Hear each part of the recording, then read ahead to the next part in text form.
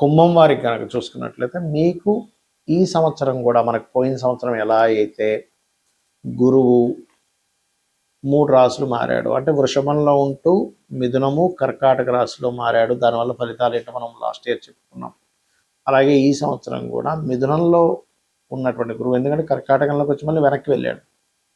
ఆ అతిచారం వల్ల మనం గోల్డ్ సిల్వర్ రేట్స్ విషయంలో కూడా మనం చెప్పుకున్నాం, బాగా పెరుగుతున్నాయని. ఈసారి కూడా ఏంటంటే అతిచారం ఉంది, మిథునము కర్కాటకము సింహం, గుర్తుపెట్టుకోండి. ఈ అతిచారం మూలంగా మీకు కలిగే ఫలితాలు ఏమిటి అంటే పంచమ స్థానము, 6వ స్థానము, 7వ స్థానంలో. మరియు అదేవిధంగా ఫలితాలతో పాటు మీరు ఈ దేశకాల పరిస్థితుల్లో ఎటువంటివి జరగనున్నాయి, ఏ దేవత ఆరాధన చేసుకోవాలి, ఎటువంటి విషయాల్లో జాగ్రత్తగా ఉండాలి అనేటువంటి అంశాలు చెప్తుంది. నేనైనప్పటికీ చెప్పిస్తుంది సాక్షాత్ లలిత అమ్మవారిగా భావిస్తూ. ఇక్కడ గమనించినట్లయితే ఎప్పుడైతే మీకు గురువు పంచమంలో ఉంటున్నాడో స్టార్టింగ్లో, అక్కడ మాత్రం మీకు ఖచ్చితంగా ఈ సంతాన సంబంధించిన విషయంలో అనుకూలత ఇస్తూ, ఈ షేర్ మార్కెట్, ఫ్రెండ్స్, ప్రేమ వ్యవహారాల మూలంగా స్ట్రెస్ కూడా ఇస్తాడు కొన్ని ఆలోచనల వల్ల. అలాగే 6వ స్థానంలో గురువు వెళ్ళడం అనేటువంటిది ఒక రకంగా చెప్పాలంటే ధన స్థానాన్ని చూస్తున్నాడు. మీకు ఏనాడు శని నడుస్తుంది, 2లో ఉన్నటువంటి శని మీద ధన దృష్టి పడుతుంది. దీనివల్ల మీకు కలిగే ఫలితాలు ఏమిటి అని చెప్పి చూసుకున్నట్లయితే ప్రధానంగా అక్కడ మీకు ఇచ్చేటువంటి ఫలితాల్లో కొంత మీకు ఇది కెరియర్ గ్రోత్ని ఇస్తాడు ఇక్కడ. కాకపోతే అప్పులు ఇవ్వడం తీసుకునే విషయాల్లో చాలా జాగ్రత్తగా ఉండాలి. ఇక లగ్నంలో రాహు, సప్తమంలో కేతు ఉన్న మీకు కేతు నవంబర్ నుంచి మారుతూ గురువు వస్తున్నాడు అక్కడికి. దీని మూలంగా వివాహ సంబంధించిన విషయాల్లో అనుకూలత మరియు పార్ట్నర్స్తో కొంత స్ట్రెస్, ఈ 2 విషయాలు జరుగుతాయి. ఎందుకు రెండు విషయాలు జరుగుతున్నాయంటే ఇక్కడ గురువు యొక్క స్వరూపం మారింది. దీని మూలంగా దేశకాల పరిస్థితుల్లో కూడా యుద్ధాలు అనుకోండి, ఇవన్నీ కూడా ఎక్కువ అవుతాయి. మనం దాని గురించి కూడా చెప్పుకుందాం. అయితే మీరు నిత్యము చేయవలసిన దేవత ఆరాధన ఏమిటి? ఎక్కువగా విష్ణు సహస్రనామాలు చదవడము వినడము చేయండి. కాస్త లగ్నంలో రాశిలో రాహు ఉన్నాడు కాబట్టి కొంచెం ఇమాజినేషన్స్ లాంటివి కూడా ఎక్కువగా పెట్టుకోకండి.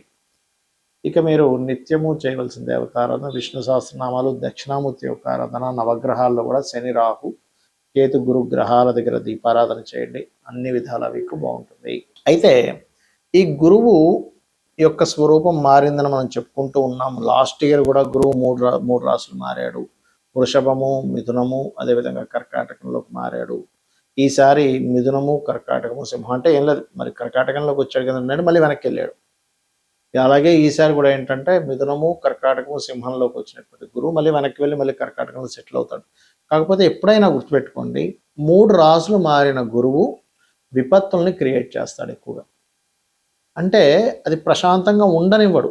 మీరు చూడండి, లాస్ట్ ఇయర్ మారినందుకు మనం చూస్తూనే ఉన్నాం. ఆల్రెడీ ఉగాది వచ్చే ముందు అంతా యుద్ధాలని, గందరగోళాలని, గొడవలని ఎలా ఇచ్చాడో ఇది కూడా సేమ్ రిపీట్ అవ్వబోతుంది. అంటే దీన్ని బట్టి మనం అర్థం చేసుకోవాల్సింది ఏమిటి, ఈ గోచారంలో ఉండేటువంటి ఈ గ్రహాల యొక్క స్థితులను బట్టి మనకు మహర్షులు ఏం నేర్పిస్తున్నారు అంటే ఫ్యూచర్ ఇలా ఉండబోతుంది కాబట్టి నువ్వు ఇలా ప్లాన్ చేసుకో.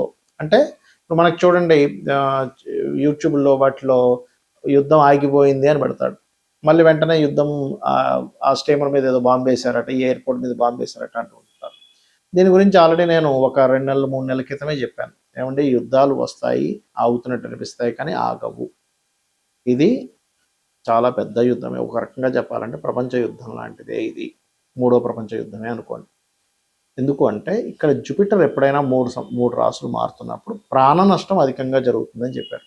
అందులో ప్రత్యేకంగా మనకి చెప్పినటువంటి విషయాల్లో ఈసారి గురువు రాజు అయినందుకు, గురువు రాజై మనకి ఎప్పుడైతే మిథున రాశిలో సంచారంతో ప్రారంభమైనందుకు, మిథున రాశి అనేటువంటిది 2 మనుషుల్ని చూపిస్తుంది, స్త్రీ పురుషుల్ని. కాబట్టి దీనివల్లనే మనకి గొప్ప గొప్ప వాళ్ళు కొంత వాళ్ళ సీక్రెట్ లైఫ్స్ బయటపడటము, వాయువులో ఒక రకమైనటువంటి ఇబ్బంది రావడము, యుద్ధం మూలంగా మనకి శాస్త్రాల్లో చెప్పింది ఏంటంటే 7 కోట్ల మంది జనాలు నశిస్తారు అనేటువంటిది ఉంది. మీరు కనుక చూసుకుంటే గతంలో ఒక 5-6 ఏళ్ల క్రితం కూడా ఇలాంటి సిచ్యువేషన్స్ వచ్చినప్పుడు, అప్పుడు కోవిడ్ టైంలో నేను మన యూట్యూబ్ ఛానల్లో ఉంటుంది, వెనక్కి వెళ్తే కనుక 5-6 ఏళ్ల క్రితం ఇంతమంది నశిస్తారు, ఈ రాశిలో ఇలా మారుతుంది కాబట్టి నేను అప్పుడు దానికి శ్లోక సహితంగా కూడా చెప్పాను దాని యొక్క అర్థం 5-6 ఏళ్ల క్రితం. అప్పుడు కూడా అందుకే కోవిడ్ వల్ల చాలామంది ప్రాణ నష్టం జరగడం మనం చూసాం. అయితే ఎప్పుడైతే ఈ జూపిటర్ అంటే జూన్ 1 వరకు మిథునంలో ఉంటాడో దేశకాల పరిస్థితుల్లో ఎక్కువగా వైమానిక సంబంధించినటువంటి విషయాలకి ఎఫెక్ట్ వస్తుంది, గుర్తుపెట్టుకోండి. అంటే విమాన సంబంధించినటువంటివి ధ్వంసం అవడం, అది యుద్ధంలో కానివ్వండి, జనరల్గా ఉండేటువంటివి, ఎందుకంటే వాయువు మీద ప్రభావం.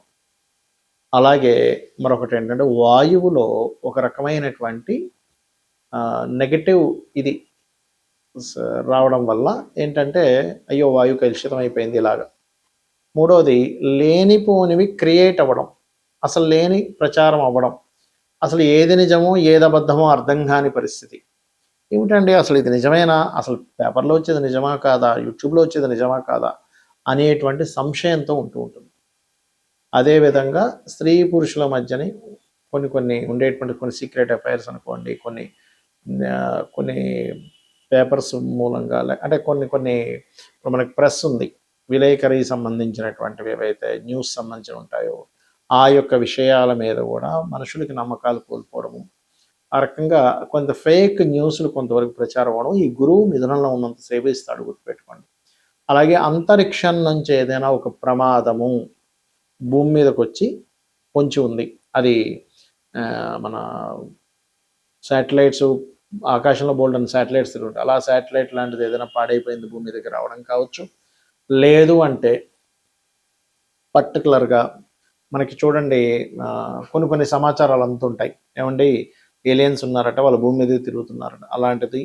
అంటే ముఖ్యంగా ఏంటంటే భూమి మీదకి ఏదైనా అంతరిక్షం నుంచి వచ్చి భూమి మీద పడడం అనేటువంటిది జరగనుంది, దానివల్ల కూడా కొంత నష్టం ఉంది, గుర్తుపెట్టుకోండి. ఇది కర్కాటక రాశిలో మన మిథున రాశిలో ఉన్నంతకాలం, అంటే కర్కాటకానికి ముందు మిథున రాశిలో గురువు ఉన్నంతకాలం ఈ యొక్క ప్రభావం చూపిస్తూ ఉంటుంది. ఇక ఇక్కడి నుంచి కర్కాటకంలోకి జూన్ 2 నుంచి అక్టోబర్ 31వ తేదీ వరకు అక్కడ ఉంటాడు, 30వ తేదీ వరకు ఆల్మోస్ట్.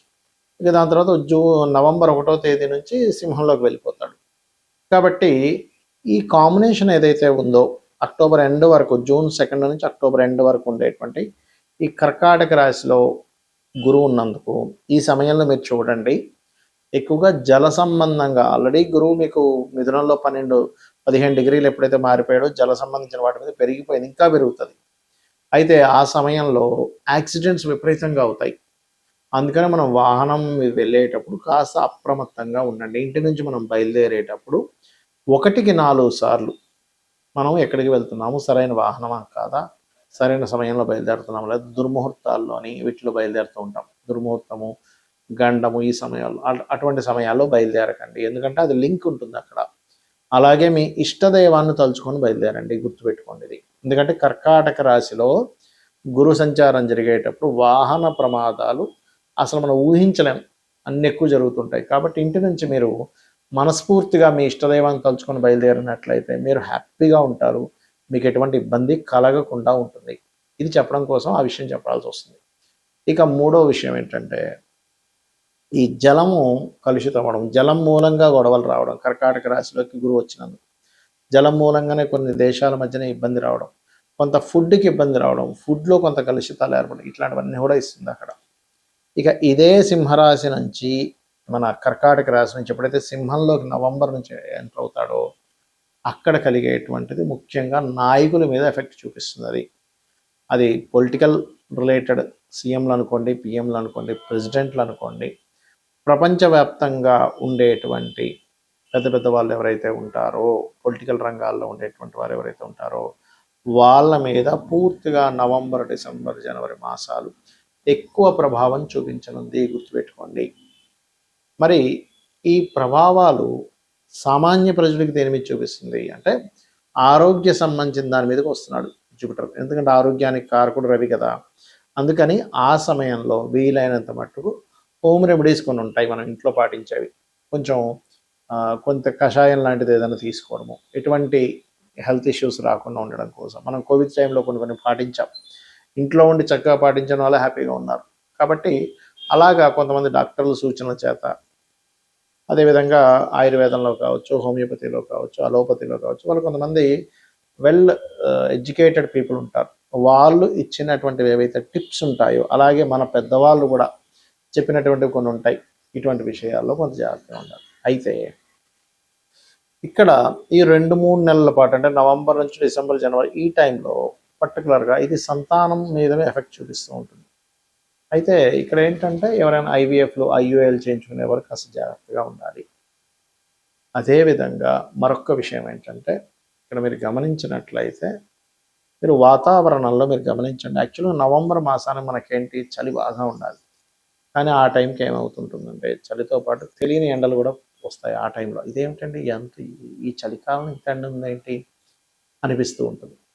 కాబట్టి నేను చెప్పినటువంటి పరిహారాలు ప్రధానంగా చండీ వినడం, చండీ పారాయణం చేయడం, లలితా సహస్రనామాలు వినడం, మీ ఇష్టదైవాన్ని స్మరించుకోవడం చేయండి. అన్ని విధాలా బాగుంటుంది. శ్రీమాత్రే నమః.